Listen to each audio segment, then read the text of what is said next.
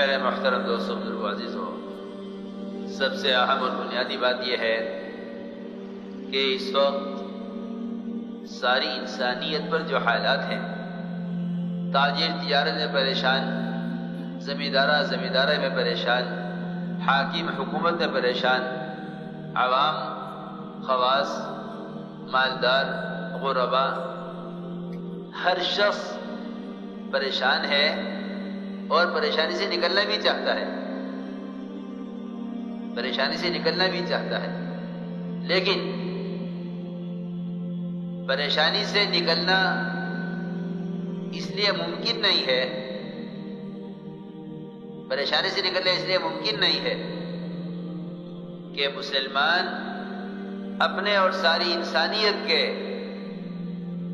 مسائل کے حل کو اپنے علاوہ دوسری شکلوں میں تلاش کر رہا ہے، اپنے علاوہ دوسری شکلوں میں تلاش کر رہا ہے۔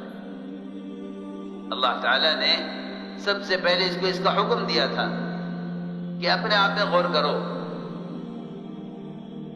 اپنے آپ میں غور کرو، تمہارے مسائل کا باہر کی شکلوں سے کوئی تعلق نہیں ہے، مسائل کے بننے یا بگڑنے کا اس کا براہ راست تعلق مومن کے اپنے عمل سے ہے، باہر کی شکلوں سے مسائل کے بننے بگڑنے کا کوئی تعلق نہیں، اس لیے کہ اصل کائنات خود مسلمان ہے، اصل کائنات خود مسلمان ہے۔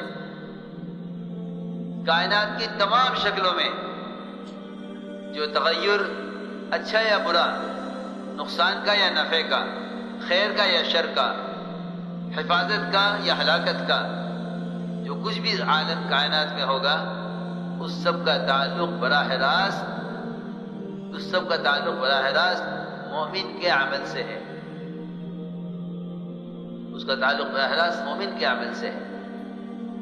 اگر مسلمان اپنے حالات کی خرابی کو باہر کی شکلوں سے جوڑ دے گا تو اسے اپنے حالات کے درست کرنے کے لیے اللہ کی طرف چلنے کا راستہ نہیں ملے گا، اس لیے کہ حالات میں اللہ کی طرف وہ قدم اٹھاتا ہے جو حالات کو براہ راست اپنے عمل سے جوڑ لیتا ہے۔ یہ اصولی بات ہے کہ جس زمانے میں مسلمان جس شکل میں اپنے مسائل کا حل کا یقین سوچے گا، یہ اپنے مسائل کے حل کے لیے اسی طرف قدم اٹھائے گا۔ اور دوسری بات یہ بھی ہے اس کے ساتھ کہ جس طرف سے مسائل کو آتا ہوا دیکھے گا، یہ اس کے حل کے لیے اس رخ کا مقابلہ بھی کرے گا۔ میں ضروری بات عرض کر رہا ہوں، مسلمان اپنے اوپر آنے والے مسائل کا مقابلہ اگر حالات جس طرف سے آتے ہوئے نظر آ رہے ہیں، اگر مسلمان اس رخ پر کوشش کرے گا تو قرآن نے اس کو جگہ جگہ کھول کر بیان کیا ہے کہ اس سے حالات سدھریں گے نہیں بلکہ اور بگڑیں گے، اس سے حالات سدھریں گے نہیں اور بگڑیں گے۔ قرآن نے جگہ جگہ اس کو بیان کیا ہے کہ اگر مسلمان اپنے مسائل کے حل کے لیے اپنی ذات سے ہٹ کر مسائل کا حل تلاش کرے گا یا اپنی ذات سے ہٹ کر کسی اور شکل کی طرف اپنی پریشانیوں کو منسوب کرے گا تو اس کے حالات میں اضافہ ہوگا، اس لیے کہ حالات کو حالات سے بدلنا یہ فرعون کا مزاج ہے، اور حالات کو اعمال سے بدلنا یہ انبیاء علیہ السلام کا راستہ ہے۔ بہت آسان بات ہے، قرآن اس سے بھرا ہوا ہے۔ جہاں بھی حال کا مقابلہ حال سے کیا گیا وہاں حالات اور بگڑے، سارے باطل کے غرق ہونے کا جو اصل سبب بنا ہے وہ یہ ہے، ایمان والوں نے فرعون کے راستے کو چھوڑا کہ نہیں، ہمارا راستہ نہیں ہے، بلکہ یہاں تک عرض کر دیتا ہوں کہ اگر وقتی ضرورت کے لیے اپنے کسی ذاتی تقاضے کے لیے فرعون سے مال مستعار لے بھی لیا، میں بہت ضروری بات عرض کر رہا کہ اگر اپنے وقتی کسی تقاضے کے لیے فرعون سے مال لے بھی لیا اور اس کے بعد فرعون غرق ہو گیا، یہ مال بنی اسرائیل کے پاس رہ گیا. بہت توجہ سے بات سنو، یہ مال بنی اسرائیل کے پاس رہ گیا اور خیال تھا کہ واپس کریں گے، لیکن یہ مال بنی اسرائیل کے پاس رہ گیا. فرعون کے غرق ہونے کے بعد بنی اسرائیل کی گمراہی کا جو سبب بنا ہے، یہ وہ مانگا مال تھا جس کو ایک شادی کے لیے وقتی طور پر بطور قرض کے لیا تھا. بہت اہم بات ہے اس کا، بطور قرض لیا تھا. ایک ضرورت پیش آ گئی ہے، یہ ضرورت کے لیے ہمیں فرعون سے مال چاہیے. یہ تو میں نے ایک چھوٹی سی مثال دی ہے، ایک چھوٹی سی مثال. جہاں مسلمان یہ سمجھے کہ میرے سارے مسائل کا حل مال میں، حکام میں، کائنات کی بنی ہوئی شکلوں میں ہے، وہاں یہ کتنا گمراہی کی طرف جائے گا اور وہاں یہ کتنا اعمال سے دور ہٹے گا. اور جب اللہ رب العزت اس کو سمجھانے کے لیے، اس کو متنبع کرنے کے لیے اس کی تجارت میں نقصان لائیں گے، اس کے زمینداری میں سیلاب لائیں گے، اس کے سرمایہ داری کے نقشوں میں نقصان لائیں گے، اس کے سماج میں مشکلات پیدا کریں گے، اس کے جسم میں بیماریاں لائیں گے، یہ ان سارے مسائل میں بھی یہی سوچے گا کہ جس طرف سے حالات آ رہے ہیں اسی طرف اس کا حل ہے. میں نے ایک مثال دی ہے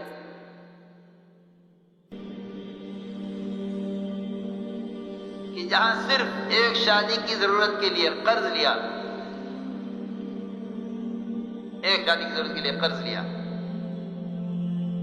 وہاں اللہ نے دکھلا دیا کہ بنی اسرائیل کی اکثریت کے بچڑے کی عبادت پر جمع ہونے کا جو اصل سبب بنا ہے، یہ وہ مال ہے جو مال بطور قرض لیا گیا تھا فرعونیوں سے بنی اسرائیل میں ایک شادی کرنے کے لیے. یہ میں نے ایک مثال دی ہے کہ اگر تم نے اپنے مسائل کا حل باہر کی شکلوں میں تلاش کیا یا غیروں کے مال میں تلاش کیا تو یہ مال گمراہی کا سبب بنے گا. یہ میں نے ایک مثال عرض کی ہے. جہاں مسلمان یہ سمجھے کہ میرے سارے مسائل کا حل ہی مال میں ہے اور میرے سارے مسائل کا حل ہی غیروں کے ہاتھ میں ہے، وہاں مسلمان گمراہی سے کیسے بچ سکے گا؟ سنو، یہ تو وہ مال تھا جو واپس کرنا تھا اور رہ گیا. قرآن نے کھول کے بیان کیا اس کو کہ بنی اسرائیل کی گمراہی کا سبب وہ مال بنا ہے جو مال ایک شادی کے لیے مستعار بطور قرض لیا گیا تھا، واپس کرنا تھا، لیکن وہ واپس نہیں ہو سکا. یہ میں نے ایک مثال دی. اس لیے میرے دوستوں، بزرگوں، عزیزوں، سب سے اہم بنیادی بات یہ ہے کہ مسلمان چھوٹے سے چھوٹے مسئلے کا حل اور چھوٹے سے چھوٹی پریشانی کا سبب وہ اپنی بدن سے نکلنے والے اعمال میں تلاش کرے. حضور اکرم صلی اللہ علیہ وسلم نے اپنے صحابہ کو اتنا سکھلایا تھا کہ اگر چھوٹی سی کوئی بات پیش آتی تھی تو فوراً اپنی بدعملی کی طرف نظر جاتی تھی. ایک صحابی ہے، ان کی نظر پڑی ایک عورت پر. جیسے عورت پر نظر پڑی، عورت نے کہا اسلام آ گیا ہے. کیا مطلب اسلام آ گیا؟ یہ نکاح پردے کا حکم آ گیا. یہ نکاح پردے کا حکم آ گیا، کہا اسلام آ گیا. اس لیے کہ وہاں اسلام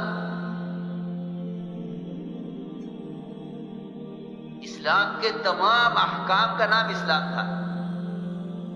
تمام اسلام کے تمام جزیات، تمام احکام، چاہے وہ معاشرے کی لائن کا ہو، عبادت کی لائن کا ہو، معاملات کی لائن کا ہو، اخلاق کی لائن کا ہو، نے کہا اسلام آ گیا. یہ نہیں کہا پردہ آ گیا، اسلام آ گیا. جب اسلام آ گیا تو تم مجھے کیوں دیکھ رہے ہو؟ جی ہاں، معاشرے کی پاکیزگی ایسی تھی. یہ عورت نے فوراً کہا مجھے مت دیکھو، اسلام آ گیا. کیا تمہارے اسلام تمہیں مجھے دیکھنے سے روکتا نہیں ہے؟ ادھر ان کی نظر پڑی عورت پر، ادھر ان صحابی کا سر دیوار سے ٹکرایا. اسی وقت ادھر نظر پڑی عورت پر، ادھر دیوار سے سر ٹکرایا. صرف اتنی بات پر، حالانکہ آپ جانتے ہیں کہ چلتے پھرتے اٹھتے بیٹھتے سر ٹکرا جاتے ہیں لوگوں کے، روزانہ کا صبح شام کے قصے ہیں، صبح شام کے قصے ہیں کہ اٹھ رہا تھا دیوار میں سر لگ گیا، بیٹھ رہا تھا دروازے میں سر لگ گیا، نکل رہا تھا چوکھٹ میں سر لگ گیا. معمولی بات ہے. یہ کیا بات ہے کہ صحابی کا سر دیوار سے ٹکرایا؟ انہوں نے سوچا اس کو کہ میرا سر دیوار سے کیوں ٹکرایا؟ کیا بات ہے؟ میرا سر دیوار سے کیوں ٹکرایا؟ کیا بات ہے؟ فوراً اس بات کی طرف خیال کیا کہ میرا اس لڑکی کی طرف دیکھنا یہ اللہ تعالیٰ کی طرف سے تنبیہ ہے. آگے عرض کے حضور اکرم صلی اللہ علیہ وسلم سے کہ یا رسول اللہ، آج میرا سر دیوار سے ٹکرایا ایک لڑکی کو دیکھنے کے ساتھ، یہ کیا ہوا؟ آپ نے فرمایا ہاں، یہ اللہ کا فضل ہے مومن کے ساتھ، کیونکہ اس سے چھوٹا سا بھی کوئی گناہ ہوگا تو اللہ تعالیٰ اس کو گناہ یاد دلانے کے لیے، اس کا گناہ یاد دلانے کے لیے اللہ رب العزت چھوٹا سا نقصان، جس درجے کا گناہ ہوگا اس درجے کا نقصان لا کر اس کو تنبیہ کریں گے، اس کو راستہ دکھلائیں گے اور بتائیں گے کہ یہ غلط ہے، اس سے تیرا نقصان ہے. سوچنا چاہیے کہ اس زمانے میں حاکم محکوم ٹکرا رہے، عوام خواص ٹکرا رہے، ٹرین ٹکرا رہی، ملک ٹکرا رہے، لیکن مسلمان اس بات کو ماننے کو تیار نہیں ہے کہ ان حالات کا تعلق براہ راست میرے عمل سے. یہ ہے سب سے بنیادی بات سوچنے. لوگ مسائل کا حل چاہتے ہیں، پریشان ہیں، لیکن وہی بات ہے کہ پریشانی میں اضافہ ہوگا اگر مسلمان اپنے مسائل کا حل اپنے سے باہر کی شکلوں میں تلاش کرے گا. اس لیے فرمایا المؤمن ينظر بنور اللہ، کہ مومن ہی وہ ہے صرف جو خود اللہ کے نور سے دیکھے گا اور ساری انسانیت کو صحیح راستہ دکھلائے گا. کیا ہو دیکھو راستہ یہ ہے، امن کا، شانتی کا، حفاظت کا، برکتوں کا راستہ یہ ہے. اس لیے میرے دوستو عزیزو، باہر کی شکلوں کا تعلق، باہر کی شکلوں سے مسلمان کے مسائل کا ختم کوئی تعلق نہیں ہے. لوگ اپنے مسائل کا حل باہر کی شکلوں میں تلاش کر رہے ہیں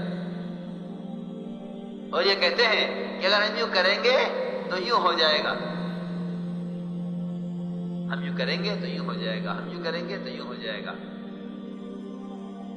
نہیں، مسلمان کے مسائل کا حل کا تعلق وہ باہر کی کسی شکل سے اس کو کوئی تعلق نہیں ہے. اس لیے کہ کرنے والی ذات صرف اللہ کی ہے.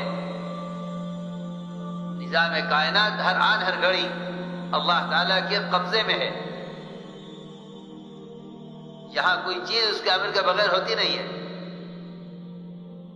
اس سے اندازہ کرنا چاہیے کہ ایک پتا درخت سے سوکھ کر گرنے میں اللہ کے حکم کا اتنا ہی منتظر ہے جتنا اسرافیل سور پھونکنے میں سارے تمام عالموں کو تباہ کرنے کے لیے اللہ تعالیٰ کے حکم کا منتظر ہے.